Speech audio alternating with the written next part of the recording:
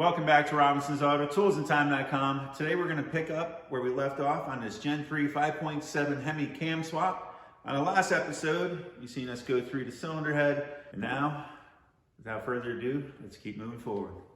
This oil pump is supplied with a high pressure release spring. Here's your blue spring. All right guys, let's install this melon oil pump. We're going to have to line up our grooves to slide onto our crank. That all lined up. All right, run your bolts in, snug everything down even.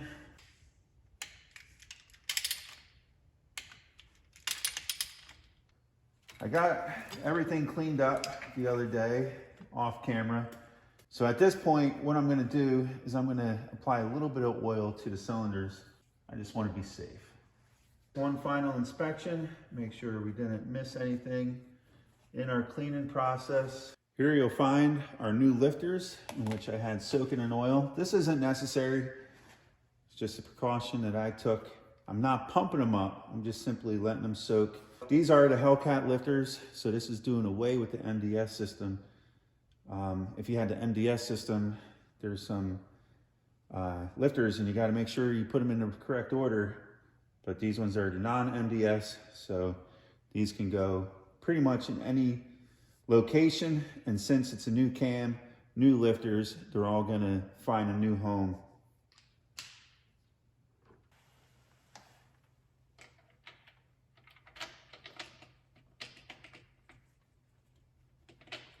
For the curious minds, we are using a genuine OEM Hellcat lifters, 8mm. Run these down. Always make sure you run them down by hand first, torque them to spec.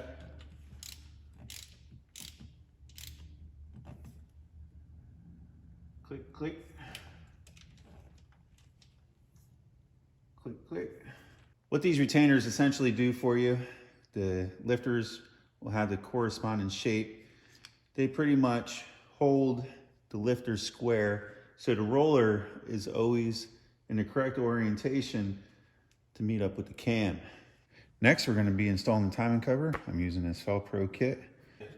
Now we're going to prepare the timing cover to be reinstalled.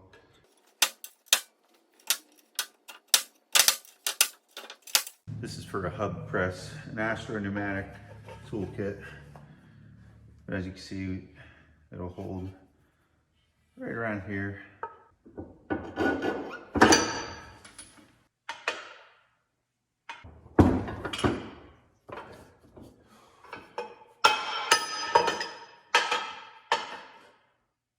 New crank seal installed. Cover's all cleaned. Just did a little final touch up here. Getting the silicone out of the corners. You'll see once we put this up in there, we have a couple spots where we use a little bit of silicone to make sure we have a good seal. Please don't mind, I'm bouncing around here a little bit. I was gonna install the cylinder heads. I remembered, oh wait, we got the engine jacked up. I want to leave the headers, the long tube headers, on the cylinder heads as I slide them in. Everything is cleaned as far as the gasket.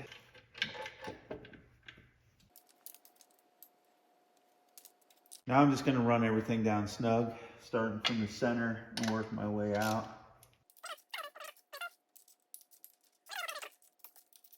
I'm just going to double check the torque. I have everything pretty much ran down. Just for a demonstration. Off camera, I cleaned up the oil pan. We got a new O-ring. Here's the new oil pan gasket, in which I'll be using. It's the Velcro OS 30841R. Right. You take these bolts. You'll see they have a shoulder on them. You see that this gasket has a ledge. The flat portion of the ledge faces up. Taper side faces down. I'm not sure if you can see that, but it's more of a taper on this side, more flat on this side.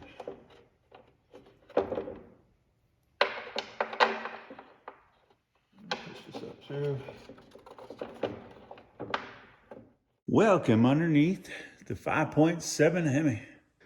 There's a couple places we want to use a little bit of silicone.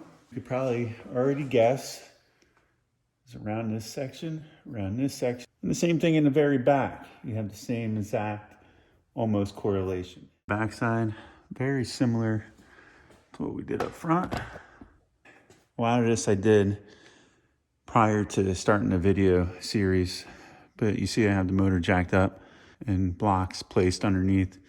The motor mounts are just 2x4s. It gives you enough room if you have this front off to just scoot everything out the front.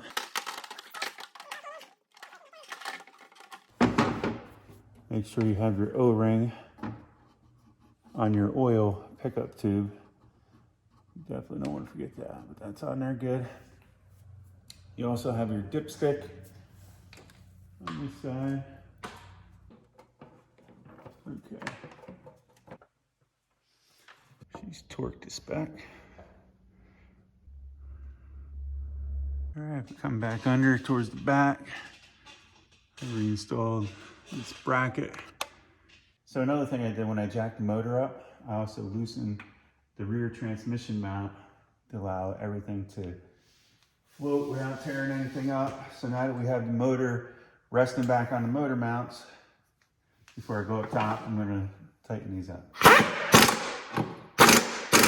You mentioned motor mounts are sitting back in place now.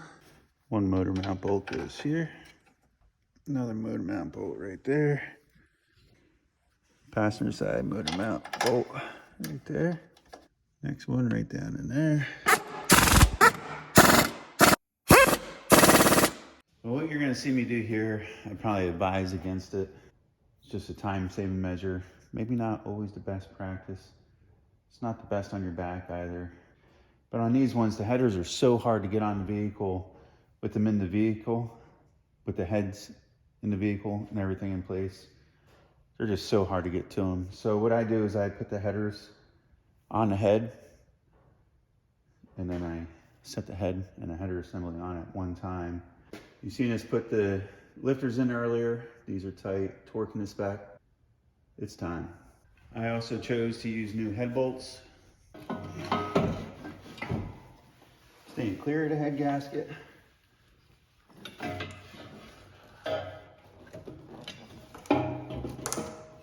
Total race. Set the head on, like so. I'm just gonna complete the torque sequence on this cylinder head. That way I can move over to the other one and just hammer through it so we can move on to the next step.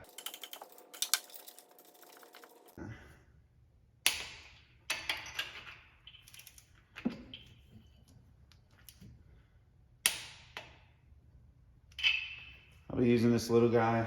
I don't like starting out at that low of a torque with a bigger torque wrench. They're more accurate at the higher end.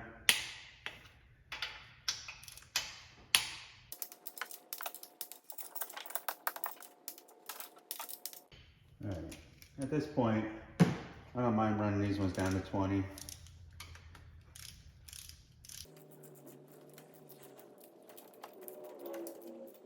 Next, we're going to torque it to 40 foot-pounds, starting from the center.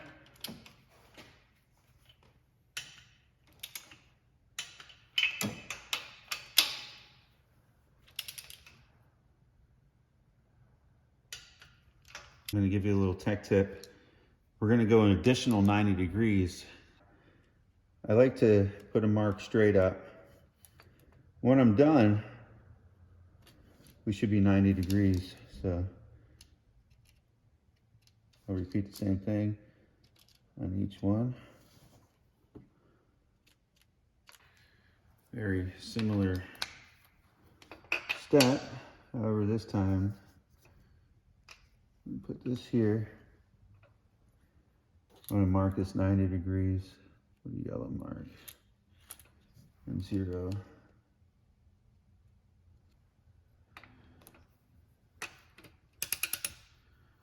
All right. Here's ready.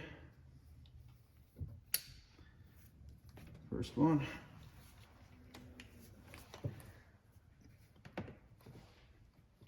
It also helps us verify that that one's done.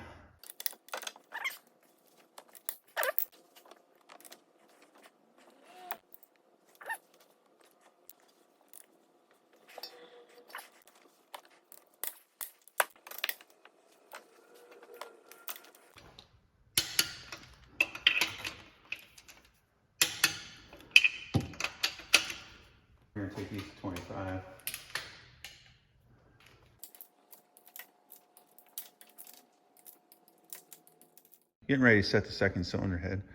Just wanted to show you how I pulled everything back.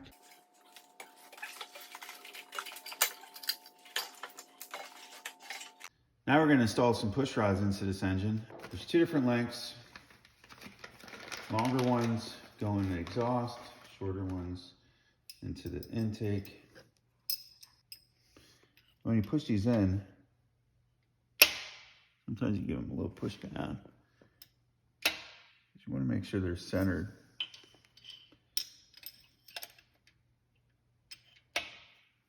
There you go, guys. We just got everything cleaned up. When I took this apart, I put an arrow facing forward, so it's easy for me to determine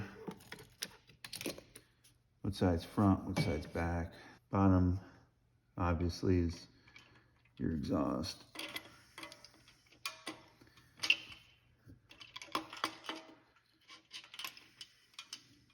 Just gonna get everything turned close. Right now it doesn't have to be perfect. Just want to get a couple bolts started. You want to make sure these push rods are in the lifters. It's very important. Tighten this rocker arm assembly down fairly even. You're always going to have one or two that might get tight on you because you might have some spring tension there, you know? So we're just trying to figure that out right now of how I'm going to tighten this down. So what would that tell you? That would tell you we'll want to start around this area.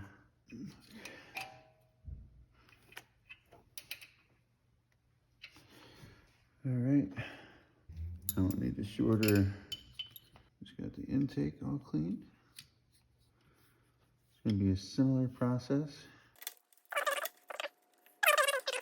195 inch-pounds. Pretty close.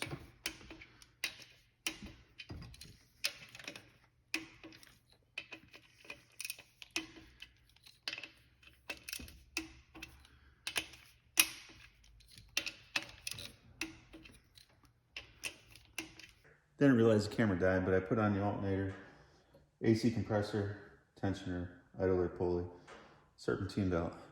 You guys, if you went through all this, you can figure out how to do that. It's pretty straightforward. Now we're putting on the valve cover. Decide what the notches next to the holes that faces down. Lower side of where the coils go in is narrower than the top side. All new gasket, she's all cleaned up.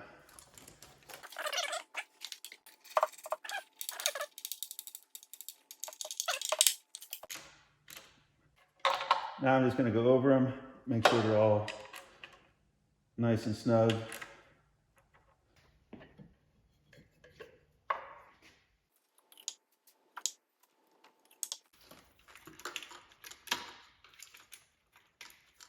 All right, guys, getting ready to install the intake. I was hoping to receive the new fuel injectors first. That way I could install the injectors on the bench. However, they have not shown up yet. Well, a set's shown up, but they were the wrong ones. So I got a new set arriving hopefully within the next couple of days. We're good. We'll work on that. No problem. I'm gonna start running them down, starting in the center, working my way out. For now, I'm just gonna, just for feel, get it to where they don't come close.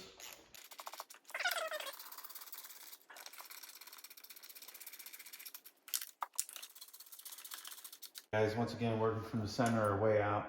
I'll leave a schematic here to give you a general idea if you want to follow that. 108 inch-pounds. Hey guys, we're pretty close to getting this Hemi started. Topped it off with oil.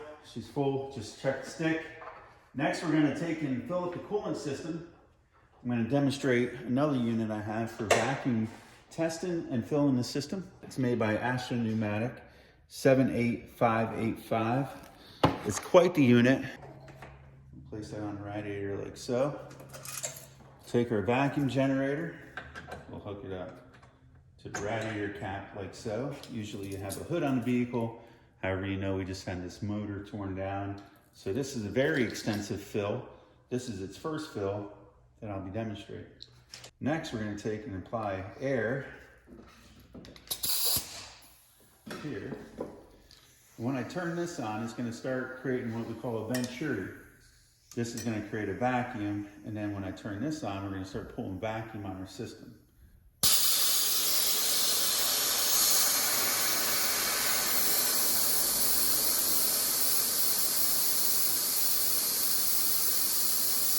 You'll watch everything starting to collapse in air hoses.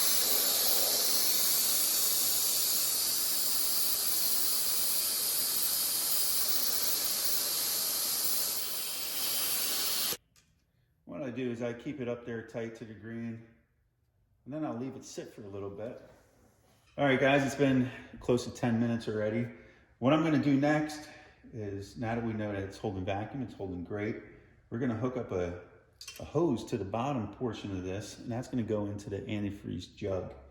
And then we're gonna start introducing some of the antifreeze into the system. Just like I explained, I got a hose hooking up to the bottom. That's now going into the bottom of the jug of antifreeze. We have the proper antifreeze selected for this vehicle. Now that the system has a vacuum on it, when I open this up, the vacuum is gonna suck like a straw and fill the system up.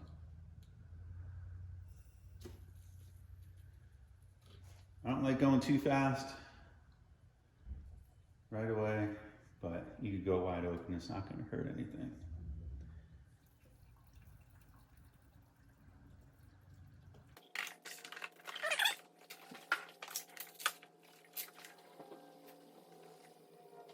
All right, guys, I'm just finishing up. It almost took 3 full jugs. As you can see, the upper hose is now expanded again. The vacuum is all neutral. It's at atmospheric pressure now. Taking on hook everything. The system should be full. Just a quick visual